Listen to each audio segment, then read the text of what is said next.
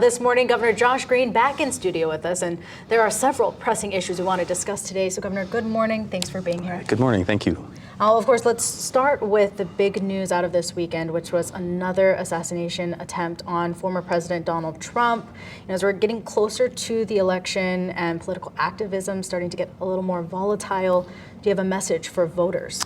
Yes, everyone should be peaceful. It's horrific that anyone made an attempt on former President Trump's life, the previous attempt or this one. There should never be violence in politics. So everyone should just go vote their conscience, vote based on what their beliefs are, but never threaten any person that puts their name on a ballot. That would really undermine democracy.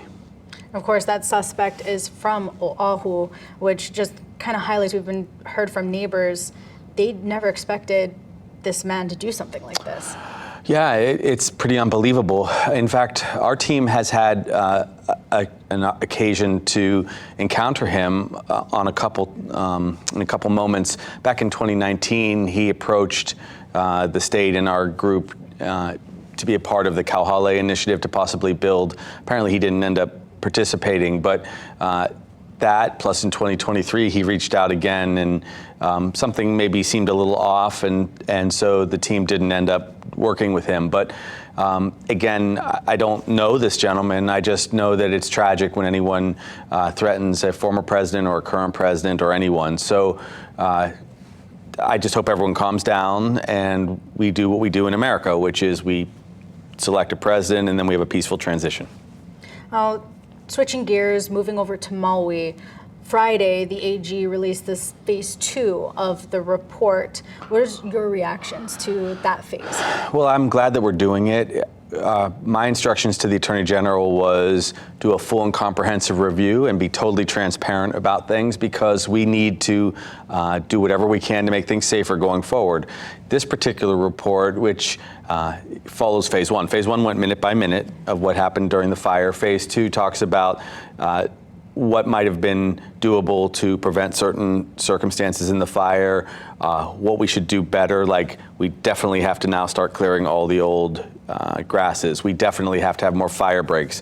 We absolutely have to have more monitors, these advanced weather monitors, and many other things. We have more support for our firefighters. So I think the report is super constructive. It has a ton of recommendations, which we will fulfill for people so we're safer.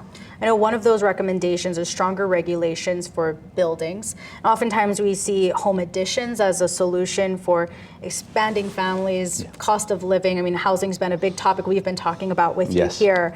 But how do we manage that safety component with the need for more affordable housing? There just has to be more participation from both sides, people who want to build and oversight. Because what happened was, over the many decades, houses got tighter and tighter and more dense, and they weren't any safer. So a lot of the roofs were still very vulnerable to the debris and to the falling embers that came with the fire plus the storm. And then there were so many people in some cul-de-sacs that you couldn't get out. That extra density was never planned. So it's human nature to want to try to expand their space and the houses, and it's so expensive in Hawaii. All of that contributed to this problem. So as we build back, it'll be incumbent on the mayor to make sure, and he's very thoughtful about this, to build things back safely, to have the best standards for fire prevention, but also not get too too clustered or too dense, because it's a small community. Governor, another big topic that has been taking place over the last week is negotiations with union nurses, and several hospitals across Oahu right now. And on Friday, there was another strike with union nurses at Kapi'olani Medical Center for Women and Children, and a lockout followed on Saturday. And nurses are asking for patient to staff ratios, of course, amongst some other things. Sure. But can you talk to me a little bit about that? You're in medical care yourself. Yeah, so I go way back on this issue. I was in the legislature for 14 years and chairman of the health committee, and this was debated.